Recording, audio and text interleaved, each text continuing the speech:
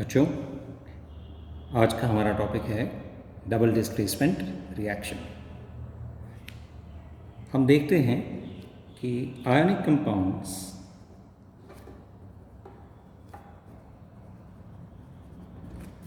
को उनके सॉल्यूशन में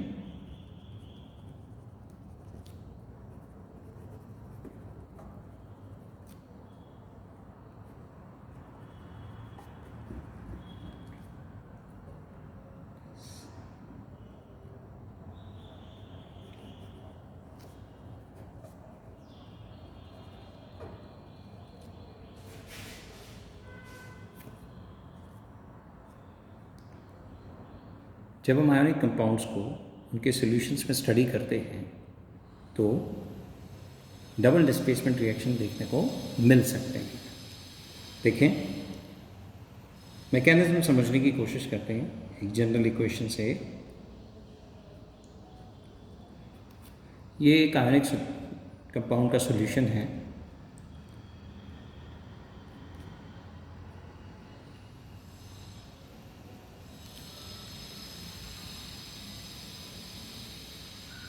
और इसको हम मिक्स करते हैं एक दूसरे आयनिक कंपाउंड के सॉल्यूशन से, तो कुछ इस तरीके का इंटरेक्शन होता है।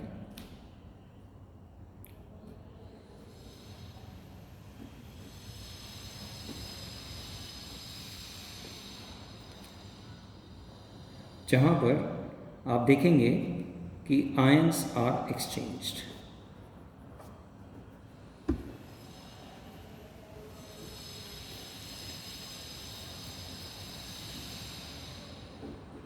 देखिए,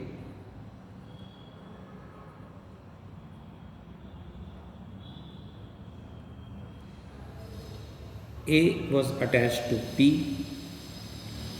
and B was attached to Q,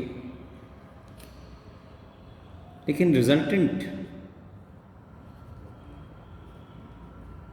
solution में A जो है वो Q स्पीशीज़ के साथ ज्वाइन करता है, बॉन्ड करता है, और B आयन जो है वो P आयन के साथ बॉन्ड कर लेगा। So it can be simply understood as rearrangement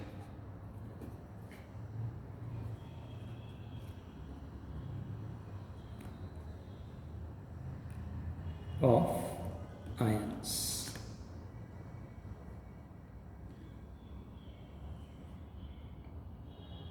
On the basis of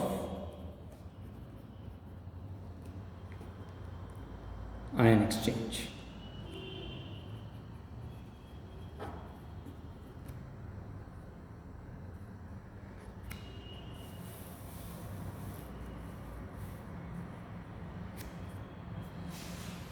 अब इसके हम एग्जाम्पल्स देखेंगे बच्चों, और हम देखते हैं क्या फिजिकल चेंजेस अकम्पनी होते हैं along with these chemical changes. For example, when a solution of barium chloride is made to react with sulfuric acid, it's a dilute acid, please remember, we see instantaneous formation of white precipitate. So for precipitate, we'll put a downward arrow adjacent to the compound.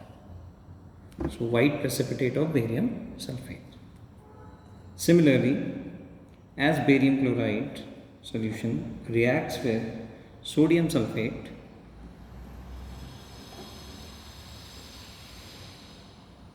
so what do you think?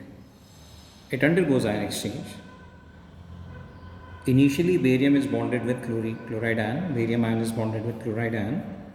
Now, it bonds with the sulfate ion, and sodium ion bonds with chloride ion.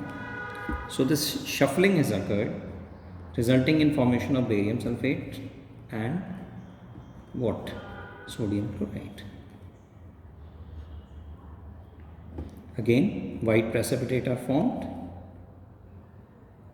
We know sodium chloride is soluble in water.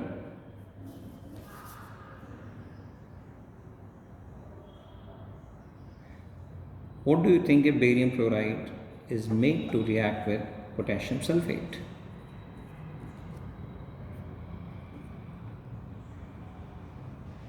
Yes, the potassium ions will bond with the chloride ion and the barium ions will bond with the sulfate ions, again leading to the formation of barium sulfate, and alongside potassium chloride will be formed. Please remember,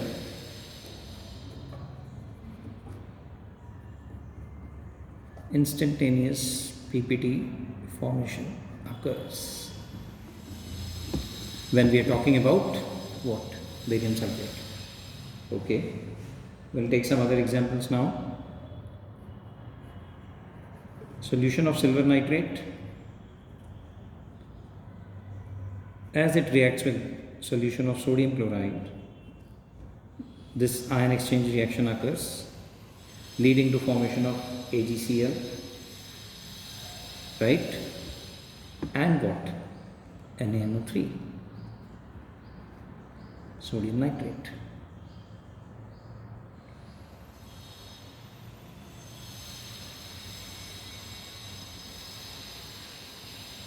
So you can see in all these reactions, you will find ion exchange is the basic mechanism that is happening, resulting in formation of two different compounds. Okay, let's see a few more reactions. FeS, iron sulfide, you have studied about this material in class 9th. When it is made to react with sulfuric acid, it forms FeSO4 and it releases the gas, hydrogen sulfide gas.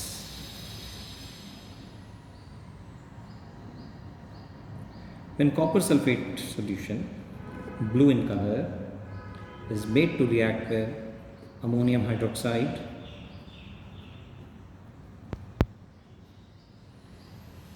it will form copper hydroxide plus what will be the second product? Can you guess? What is left? We are left with the ammonium ions and the sulfate ions. So it will be the formation of ammonium sulfate. NH4 hold twice SO4, right?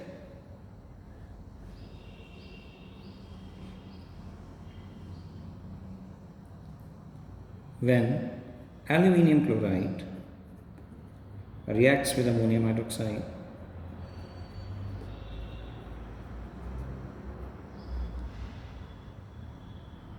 it's aluminium hydroxide and ammonium chloride. This is white precipitate again.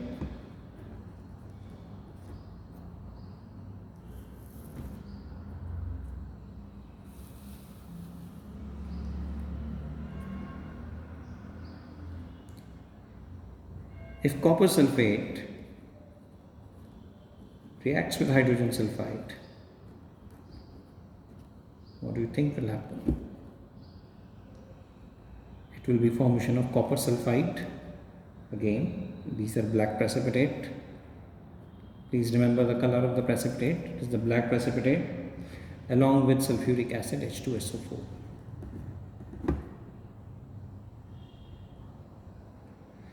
Lead nitrate. We have studied about lead nitrate in thermal decomposition reactions. So it seems to be an important compound, right? Lead nitrate is made to react with potassium iodide, Ki.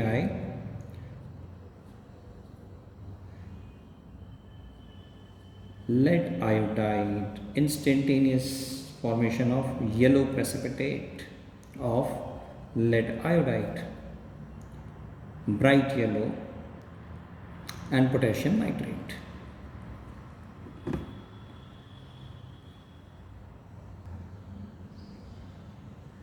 When Potassium bromide KBr reacts with barium iodide BaI2. It results again in the formation of barium bromide and potassium iodide.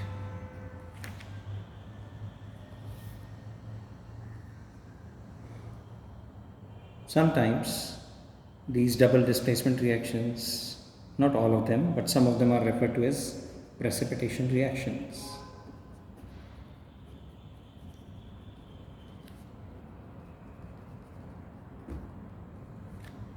Now we have studied the reason for this. In certain cases of these double displacement reactions, you will find formation of precipitate. So all those reactions in which resultant precipitates are formed can be termed as precipitation reaction.